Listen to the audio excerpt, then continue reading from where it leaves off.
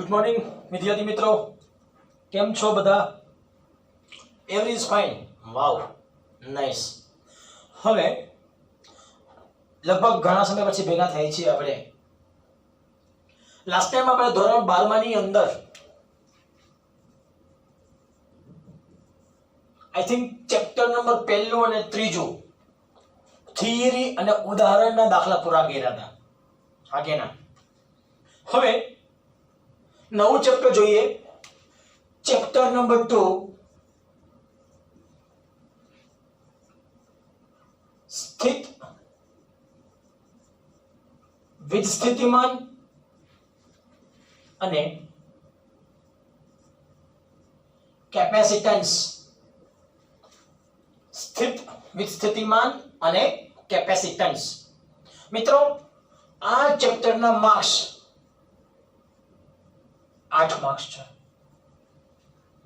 NCERT બોર્ડની અંદર પ્રથમ ચેપ્ટર 7 અથવા 8 માર્કનું, બીજું ચેપ્ટર 8 માર્કનું, ત્રીજું ચેપ્ટર પણ 8 માર્ક્સનું હતું, 9 માર્ક્સનું હતું પ્રવાહ વિદ્યુત. પણ હવે ખાસ ધ્યાન રાખજો, આ જે સ્થિત વિસ્થિતિમાન અને કેપેસિટન્સ એ ખરેખર બે ભાગમાં ચેપ્ટર વહેંચાયેલું છે. પહેલો ભાગ આવશે સ્થિત વિસ્થિતિમાન, બીજો ભાગ આવશે કેપેસિટન્સ.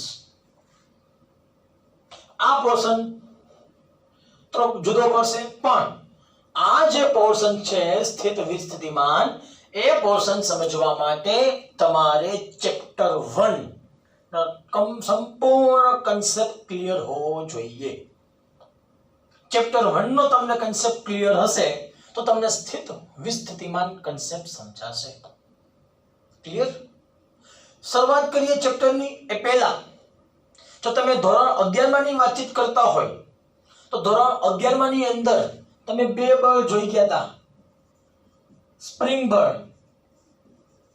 જે તો પુનઃસ્થાપક બળ સ્વરૂપમાં હતું, અને બીજું આવતું હતું ગુરુત્વાકર્ષણ બળ.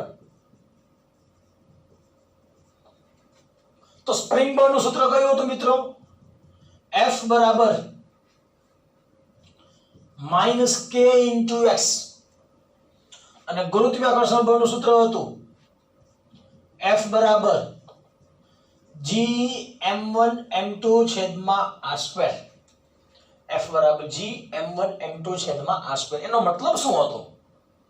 જો તમે સ્પ્રિંગ બળની વાતચીત કરતા હોય તો પહેલા યાદ રાખજો, તમારા હાથમાં ધારો કે સ્પ્રિંગ છે. તમે સ્પ્રિંગને જેમ જેમ ખેંચવામાં આવે છે તેમ તેમ તમારા હાથમાં કઈક બળ અનુભવાય છે. હા કે ના? એનો મતલબ સ્પ્રિંગને જેમ જેમ ખેંચવામાં આવે છે તેમ તેમ તેનામાં વધારે પ્રમાણમાં સ્થિતિ ઊર્જા સંગ્રહ પામે. તો સ્થિતિ ઊર્જાનું સૂત્ર કયું હતું? U બરાબર -1/2 kx². માઇનસ બતાવે છે, મૂલ્ય લઈ લો તો માઇનસ શું બતાવે છે મિત્રો? બળની વિરુદ્ધમાં થતું કાર્ય. બળની વિરુદ્ધમાં થતું કાર્ય માઇનસ બતાવે છે. અહીંયા જો તમે ગુરુત્વાકર્ષણ બળમાં વાત કરતા હોય સ્થિતિ ઊર્જાની, તો અહીંયા એક સૂત્ર આવું હતું, U બરાબર Gm1m2/r. ત્યાં પણ માઇનસ આવે છે. માઇનસ નો મતલબ થશે બળની વિરુદ્ધ દિશામાં થતું કાર્ય. તો આ જે સ્થિતિ ઊર્જા કન્સેપ્ટ શું કહેવા માંગે છે? જો પદાર્થને ખેંચવામાં આવે, સ્પ્રિંગ હોય, તો તેનામાં સ્થિતિ ઊર્જા પ્રાપ્ત થાય છે. સ્થિતિ ઊર્જા પ્રાપ્ત થાય, સ્થિતિ ઊર્જા વધે તો ગતિ ઊર્જા ઘટે. એવી રીતે ધારો કે આપેલ જે ચેર છે, આપેલ ચેર અત્યારે જમીન ઉપર પડેલી છે. જો ચેરને ઉપર તરફ ખેંચવામાં આવે તો ચેરને ઉપર તરફ ખેંચવામાં આવશે તો ધીમે ધીમે ચેરમાં પણ સ્થિતિ ઊર્જા વધારે પ્રમાણમાં સંગ્રહ પામે. એનો મતલબ અહીંથી જો ખુરશી પાછી મૂકી દેવામાં આવે તો પાછી ખુરશી ક્યાં જતી રહેશે? નીચે. જો પદાર્થને ફરી પાછો મુક્ત કરવામાં આવે, સ્પ્રિંગ ખેંચી હોય તો મૂકી દો, પદાર્થને ઉચકીને મૂકી દો, પદાર્થ ક્યાં જતો રહેશે? નીચે તરફ. ગતિ ઊર્જા વધશે. જો પદાર્થને મૂકી દેવામાં આવે તો ગતિ ઊર્જા વધે, સ્થિતિ ઊર્જા ઘટે. ક્લિયર? પણ કુલ ઊર્જા કેવી રહેશે? સ્થિતિ ઊર્જા અને ગતિ ઊર્જા. સ્થિતિ ઊર્જા વધે તો ગતિ ઊર્જા ઘટે. જો સ્થિતિ ઊર્જા ઘટે તો ગતિ ઊર્જા વધે. પણ કુલ ઊર્જા કેવી હશે? અચળ. કુલ ઊર્જા કોઈથી બદલાતી હોતી નથી. એનો મતલબ આ બંને બળ કેવા હશે? સરંગસી બળ છે. બંને બળ કેવા છે? સરંગસી બળ. એમાં ગુરુત્વાકર્ષણ બળમાં શું આવે છે? m1 અને m2 શું કહેવાય? પદાર્થના દળો કહેવાય છે. જો આવો જ કન્સેપ્ટ વિદ્યુત શાસ્ત્રમાં વાપરવામાં આવે તો વિદ્યુત બળમાં સૂત્ર શું લાગશે? F બરાબર K Q1 Q2 છેદમાં R². તો વિદ્યુત બળ પણ ગુરુત્વાકર્ષણ બળની જેમ જ સરંગસી બળ છે. વિદ્યુત બળ પણ ગુરુત્વાકર્ષણ બળની જેમ જ સરંગસી બળ છે. વિદ્યુત બળ અંતરના વર્ગના વ્યસ્ત પ્રમાણમાં છે. તો અહીંયા પણ જોવો જી ગુરુત્વાકર્ષણ બળ પણ અંતરના વર્ગના વ્યસ્ત પ્રમાણમાં છે. તો વિદ્યુત બળ અને ગુરુત્વાકર્ષણ બળ બંને જો અંતરના વર્ગના વ્યસ્ત પ્રમાણમાં હોય, અહીંયા કોણ આવે છે? m1 m2 પદાર્થના દળ છે, જ્યાં q1 અને q2 શું કહેવાશે? પદાર્થના વીજભારો કહેવાશે. તો માત્ર ફરક ક્યાં પડે છે? તો માત્ર ફરક પડશે અહીંયા અચળાંકમાં. જ્યાં g આવે છે ગુરુત્વીય અચળાંક, અહીંયા અચળાંક આવશે કોલંબિયન અચળાંક. તો માત્ર વિદ્યુત બળ અને ગુરુત્વાકર્ષણ બળ એ એના અચળાંકની સાપેક્ષે જુદા પડે છે. બાકી કોઈ ફેરફાર જોવા મળતો હોતો નથી. બંને અંતરના વર્ગના વ્યસ્ત પ્રમાણમાં ચાલે છે. ક્લિયર? હવે ગુરુત્વાકર્ષણ બળ અને વિદ્યુત બળ બંને પણ કેવા છે? ગુરુઅંતરીય બળ છે. જો બંને ગુરુઅંતરીય બળ હોય તો તમે વિશ્વમાંના કોઈ પણ ખૂણે તમે સરંગસી બળ લાગુ પાડી શકો. ક્લિયર? આ બેઝિક કન્સેપ્ટ હતો. હવે તમે એ પણ જોઈ ગયા હતા ચેપ્ટર 1 ની અંદર ધોરણ 12 માં, જો કોઈ વીજભાર હોય તો વીજભાર દ્વારા શું ઉત્પન્ન થાય છે? વિદ્યુત ક્ષેત્ર ઉત્પન્ન થાય છે. જો વીજભાર દ્વારા વિદ્યુત ક્ષેત્ર ઉત્પન્ન થાય તો જે વીજભારની મદદથી વિદ્યુત ક્ષેત્ર ઉત્પન્ન થાય છે એને કહેવાય છે પ્રાપ્તિસ્થાન વીજભાર. જે વીજભાર દ્વારા વિદ્યુત ક્ષેત્ર ઉત્પન્ન થતું હોય તેને આપણે શું નામ આપ્યું હતું જે તે સમયે? પ્રાપ્તિસ્થાન વીજભાર. પછી આપેલ ક્ષેત્રમાંના કોઈ પણ બિંદુ પાસે જો બીજો વીજભાર લઈ આવવામાં આવે તો વીજ ક્ષેત્ર દ્વારા શું લાગશે? અહીંયા વિદ્યુત બળ લાગશે.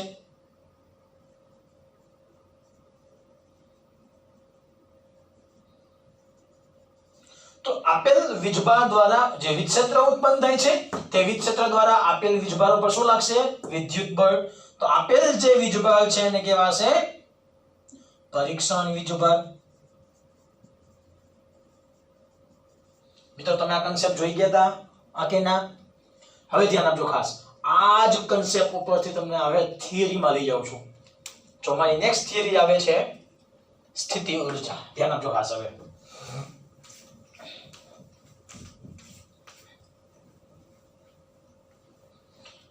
સોરી એક મિનિટ. ઓકે,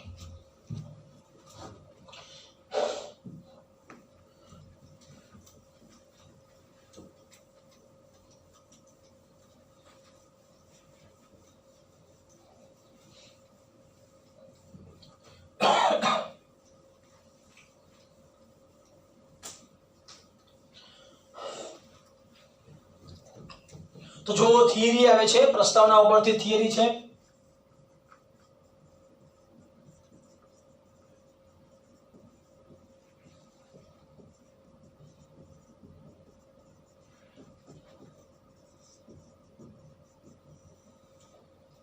વીજભાર દ્વારા થતું કાર્ય, વીજભાર દ્વારા થતું કાર્ય.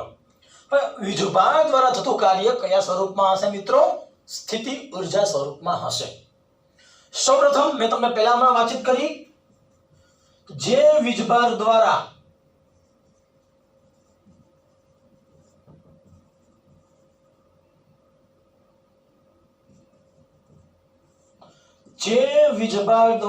વિદ્યુત ક્ષેત્ર ઉત્પન્ન થાય છે તે વીજભારને શું કહેવાય છે? પ્રાપ્તિ સ્થાન વીજભાર. હવે ધ્યાન આપજો ખાસ. આપેલ વિદ્યુત ક્ષેત્રની અસર હેઠળ, આપેલ વિદ્યુત ક્ષેત્રની અસર હેઠળ જો કોઈ વીજભારને, જો કોઈ વીજભાર, ધારો કે આ Q જેટલો વીજભાર છે, આ Q જેટલા વીજભારને બિંદુ R થી બિંદુ P સુધી લઈ જવામાં આવે તો વીજભારને R થી P સુધી લઈ જતા, સૌપ્રથમ મારા આ વીજભાર Q ને R થી P સુધી લઈ જવું છે તો બંને વીજભાર કેવા થઈ ગયા? ધન. તો અહીંયા Q અને Q કેવા થઈ ગયા છે? ધન. જો Q અને Q બંને ધન હોય તો બંને વચ્ચે શું લાગશે? અપાકર્ષણ બળ લાગે. અપાકર્ષણ બળની દિશા ક્યાં હોય? બહાર તરફ.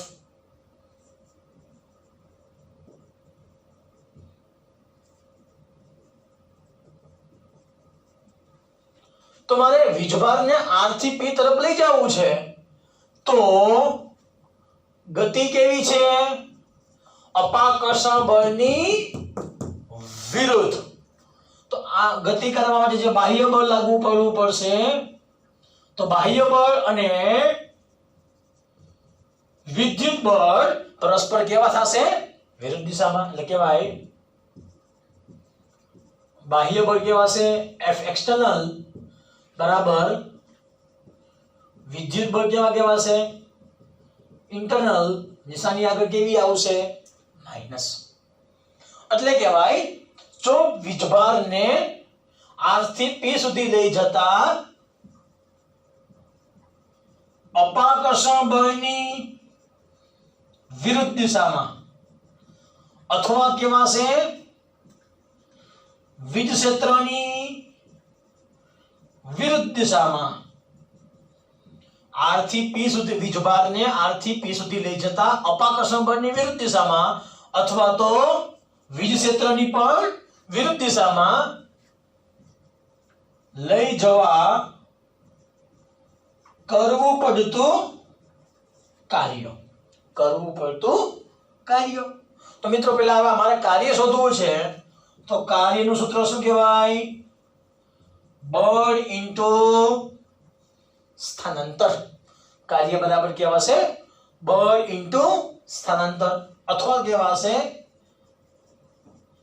સ્થિતિ ઊર્જામાં ફેરફાર.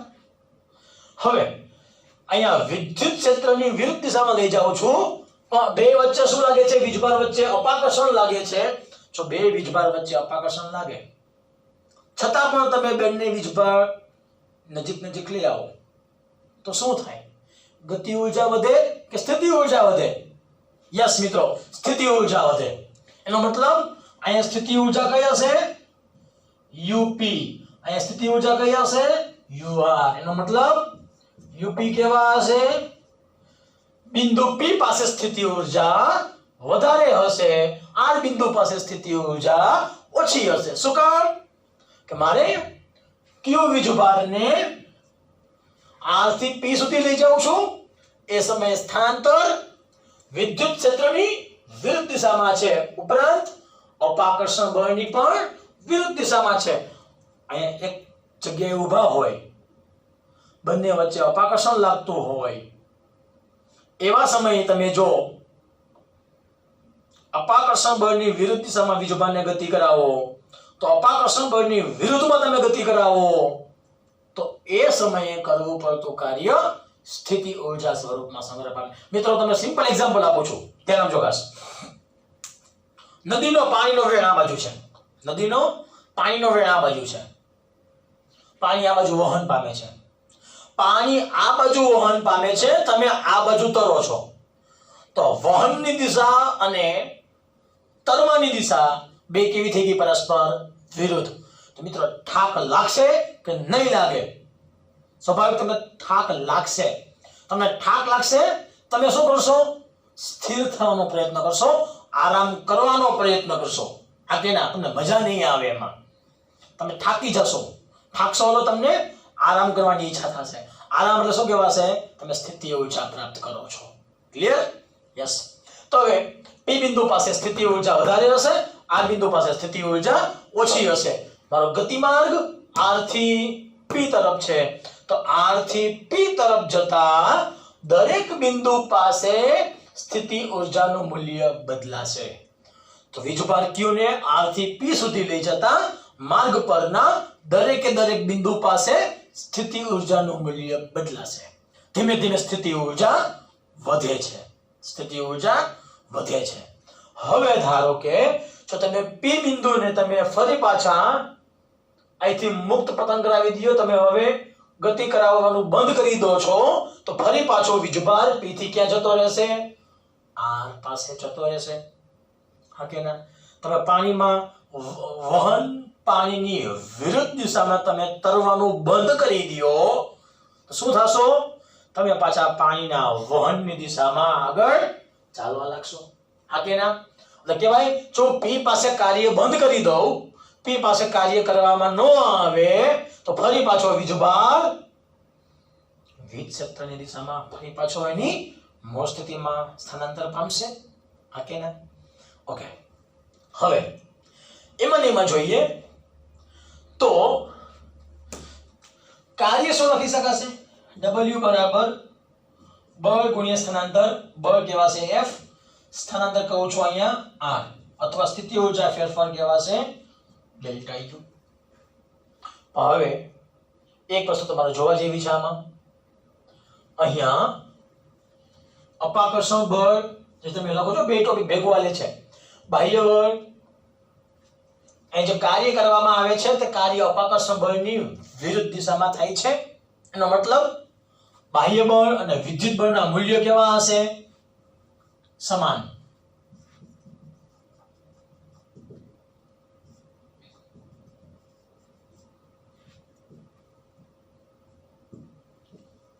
મૂલ્ય સમાન,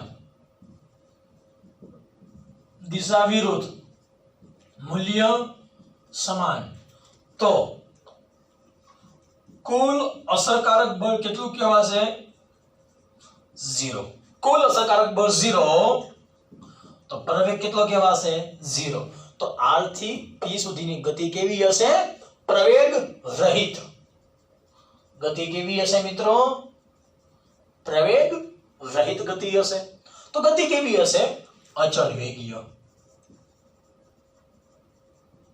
એનો મતલબ ધીમે ધીમે વીજભાર Q ને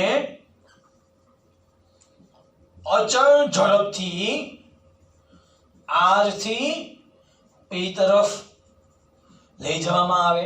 તો ધીમે ધીમે R થી P તરફ લઈ જાઓ, અચળ વેગ, વેગ અચળ રહેશે, પ્રવેગ કેવો થશે? 0. હવે તો કાર્ય એકી સાથે થતું હતું નથી. કાર્ય કેવું થતું હશે? ધીમે ધીમે અહીંથી અહીંયા આવ્યા, અહીંથી અહીંયા પહોંચશો, અહીંથી અહીંયા પહોંચશો, તો ધીમે ધીમે કાર્ય કેવું થશે? સૂક્ષ્મ કાર્ય.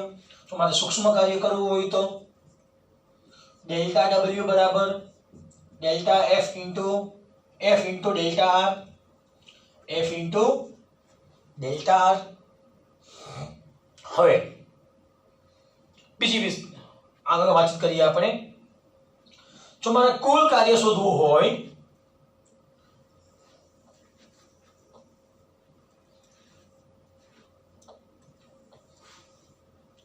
તો કુલ કાર્ય શોધવા માટે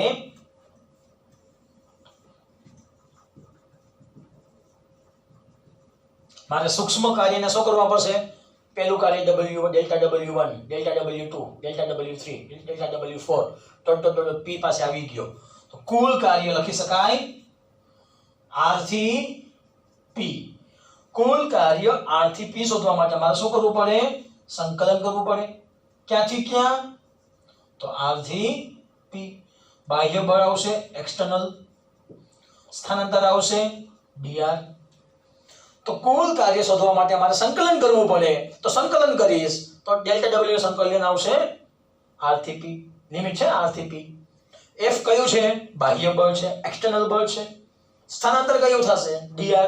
ધીમે ધીમે અહીંથી સ્થાનાંતર પામીશ, અહીંથી અહીંયા પહોંચ્યો, અહીંથી અહીંયા, અહીંથી અહીંયા, અહીંથી અહીંયા, અહીંથી અહીંયા. હા કે ના? હવે બાહ્ય બળ અને આંતરવિદ્યુતીય બળ પરસ્પર કેવા છે? સમાન મૂલ્યના, દિશા પરસ્પર વિરુદ્ધ. તો લખી શકાય માઈનસ r થી p f internal into dr. f નું સૂત્ર કયું છે? k q q છેદમાં r સ્ક્વેર ઇન્ટુ dr. આખામાંથી સામાન્ય શું નીકળશે? Minus k q q r થી p r સ્ક્વેર ઉપર આવે તો r⁻² ઇન્ટુ dr. કરો સંકલન. તો સંકલનનો નિયમ છે એક ઘાતનો વધારો જે ઘાત આવે તે છેદમાં, તો -2 + 1 છેદમાં -2 + 1 લિમિટ આવશે r થી p. લખી શકાય -k q q -2 + 1 એટલે -1, r⁻²+ 1 એટલે કહેવાય r⁻1 r થી p. માઈનસ માઈનસ લખી શકાશે પ્લસ r થી p બરાબર માઈનસ સંકલન r થી p f.tr બરાબર લખી શકાય minus minus plus k q q r⁻1 છેદમાં જાય તો +1 લિમિટ આપી દો, upper limit minus lower limit. તો લખી શકાશે કે q q પેલા rp માઈનસ rr, અને લખી શકાય કે q q rp માઈનસ કે q q rr, અને લખી શકાય up માઈનસ ur. સ્થિતિ ઊર્જાનું સૂત્ર મિત્રો આપણને ખબર છે. સ્થિતિ ઊર્જા સૂત્ર લખી શકાય u બરાબર k q q છેદમાં r. સ્થિતિ ઊર્જાનું ફોર્મ્યુલા કયું છે? કે q q છેદમાં r. તો મિત્રો સાબિત થઈ ગયું w બરાબર up માઈનસ ur. હવે જો આ બિંદુ r ને અનંત અંતરે લઈ જવામાં આવે તો અનંત અંતરે સ્થિતિ ઊર્જા કેવી હોય? શૂન્ય હોય. તો અનંત અંતરે સ્થિતિ ઊર્જા શૂન્ય હોય. જો આપણે ur બરાબર શું લઈ લઈએ? એનો મતલબ જો આપણે આ બિંદુ r ઉપર જે વીજભાર q મૂક્યો છે, આ q ને ક્યાં લઈ જવામાં આવે? અનંત અંતરે લઈ જવામાં આવે. જો વીજભાર q ને અનંત અંતરે લઈ જઈએ તો અનંત અંતરેથી તમે ક્યાં લઈ આવશો? હવે બિંદુ p પાસે લઈ આવશો. અનંત અંતરેથી વીજભારને p પર લઈ આવો તે માટે કાર્યની વ્યાખ્યા બોલવી હોય તો સૌપ્રથમ q ક્યાંથી લઈ આવવામાં આવે?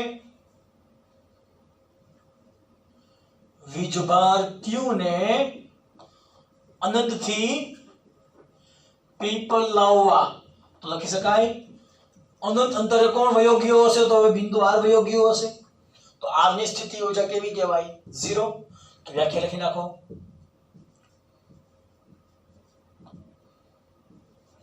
અનંતથી p તો લખી શકાય માઈનસ સંકલન અનંતથી p f.dr બરાબર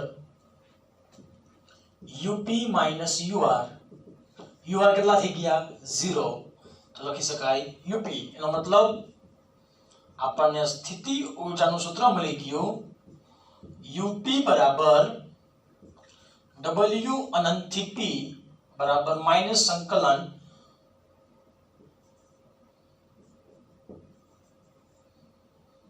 હવે ધ્યાન આપજો મિત્રો, ખાસ વ્યાખ્યા બોલું છું. સ્થિતિ ઊર્જાની વ્યાખ્યા બોલવી હોય તો વીજભાર કેવો છે અહીંયા q જેટલો વીજભાર છે વ્યાખ્યા કરું છું q જેટલા વીજભારને અનંત અંતરેથી વિદ્યુત ક્ષેત્રમાંના આપેલા કોઈ બિંદુ p પાસે લાવતા કરવું પડતું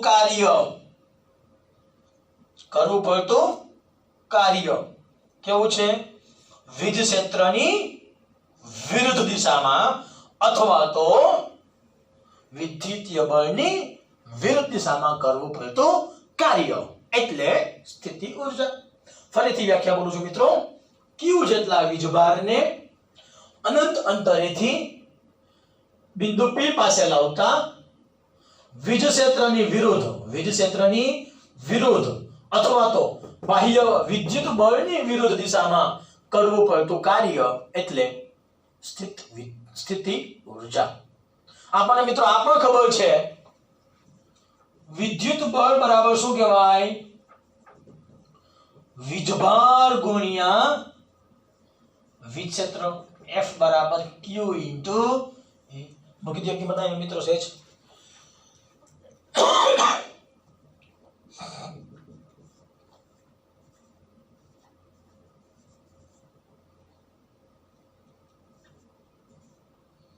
ઓકે હવે જોજી વ્યાખ્યા q જેટલા વીજભારને અનંત અંતરેથી વિદ્યુત ક્ષેત્રમાં આપેલા કોઈ બિંદુ p પાસે લાવતા વિદ્યુત ક્ષેત્રની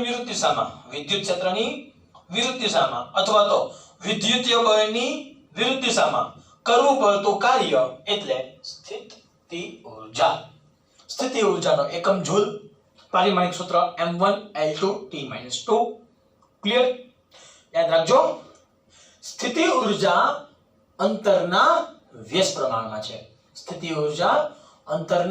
વ્યસ્ત પ્રમાણમાં છે માત્ર ને માત્ર સ્થિતિ ઊર્જાના નિરપેક્ષ મૂલ્યનું મહત્વ નથી તમે ખાલી r બિંદુ પાસે સ્થિતિ ઊર્જા લઈ લ્યો તેનું કઈ મહત્વ નથી ખાલી p બિંદુ પાસે સ્થિતિ ઊર્જા લઈ લ્યો એનું પણ કઈ મહત્વ નથી પણ સ્થિતિ ઊર્જાના ફેરફારનું મહત્વ છે એટલે કહેવાય r અને p બિંદુ પાસેની સ્થિતિ ઊર્જાનો તફાવત અનંત અંતરેથી p બિંદુ પાસે તો અનંત અંતરની સ્થિતિ ઊર્જા અને p બિંદુની સ્થિતિ ઊર્જા નો તફાવત એટલે કહેવાય કાર્ય એ માત્ર સ્થિતિ ઊર્જાના નિરપેક્ષ મૂલ્ય પર આધાર રાખતો નથી પણ સ્થિતિ ઊર્જાના ફેરફારનું મહત્વ છે આપણે ખાલી સ્થિતિ ઊર્જાના નિરપેક્ષ મૂલ્યનું કઈ મહત્વ છે નહીં તો સ્થિતિ ઊર્જાના ફેરફારનું મહત્વ છે ક્લિયર છે કઈ ડાઉટ આમાં નથી ને ઓકે હવે યાદ રાખજો મિત્રો ખાસ આ તો મેં ખાલી વીજભાર કેવો લીધો હતો ધન વીજભાર લીધો હતો જો ઋણ વીજભાર લઉં તો ઋણ વીજભાર દ્વારા થતું કાર્ય એનો મતલબ એક ધન હોય બીજું ઋણ હોય એક ધન બીજું ઋણ તો કાર્ય અપાકર્ષણ બળ લાગશે એ સમયે વિદ્યુત ક્ષેત્રની વિરુદ્ધ દિશા સમાન દિશામાં કાર્ય થાય કે તમને આ જગ્યા નથી મારી પાસે અહીંયા બોર્ડમાં લખવાની અહીંયા કેવા છે q અને q 0 કરતા મોટા છે અથવા તો બંને વીજભાર ધન હોય અથવા બંને વીજભાર ઋણ હોય ત્યારે કરવું પડતું કાર્ય વિદ્યુતીય બળની વિરુદ્ધ દિશામાં હોય પણ જો મિત્રો એક વીજભાર ધન બીજો વીજભાર ઋણ તે સમયે કરવું પડતું કાર્ય વિદ્યુત બળની દિશામાં જ હોય વિદ્યુત બળની દિશામાં જ હોય પણ વિદ્યુત ક્ષેત્રની વિરુદ્ધ ત્રણ તબક્કા છે ફરીથી કહું છું બંને વીજભાર ધન તો કરવું પડતું કાર્ય વિદ્યુતીય બળની વિરુદ્ધ દિશામાં બંને વીજભાર ઋણ તો કરવું પડતું કાર્ય વિદ્યુત બળની વિરુદ્ધ દિશામાં એક ધન બીજો ઋણ તો કરવું પડતું કાર્ય વિદ્યુત બળની દિશામાં ક્લિયર હવે વિદ્યુત ક્ષેત્ર સ્વરૂપમાં બંને વીજભાર ધન તો કરવું પડતું કાર્ય વિદ્યુત ક્ષેત્રની વિરુદ્ધ દિશામાં બંને વીજભાર ઋણ તો કરવું પડતું કાર્ય વિદ્યુત ક્ષેત્રની દિશામાં એક ધન બીજો ઋણ એક ધન બીજો ઋણ એ સમયે કરવું પડતું કાર્ય વિદ્યુત ક્ષેત્રની વિરુદ્ધ દિશામાં જશે. ક્લિયર? તો ખાસ ટોપિકમાં ધ્યાન રાખજો. થિયરી સાવ સિમ્પલ થિયરી છે, પણ એનો એક એક શબ્દ તમારે ખાસ સમજવાનો છે. અહીંયા સ્થિતિ ઊર્જા સ્થાનાંતરની દિશામાં હશે. સ્થિતિ ઊર્જા ક્યાં હશે? સ્થાનાંતરની દિશામાં હોય. વિદ્યુત બળની વિરુદ્ધ દિશામાં કાર્ય કરાવતા સ્થિતિ ઊર્જા વધે છે. વિદ્યુત બળની વિરુદ્ધ દિશામાં કાર્ય કરાવતા સ્થિતિ ઊર્જા વધે છે, ગતિ ઊર્જા ઘટે છે. તો કુલ ઊર્જા કેવી રહેશે? હંમેશા માટે અચળ. ક્લિયર? તો ખાસ સિમ્પલ એવો ટોપિક હતો. ક્લિયર? હવે આપેલ ટોપિક પછી નેક્સ્ટ ટોપિક આવે છે વીજ સ્થિતિમાન, જે આપણે નેક્સ્ટ લેક્ચરમાં જોઈશું. Okay, thank you very much.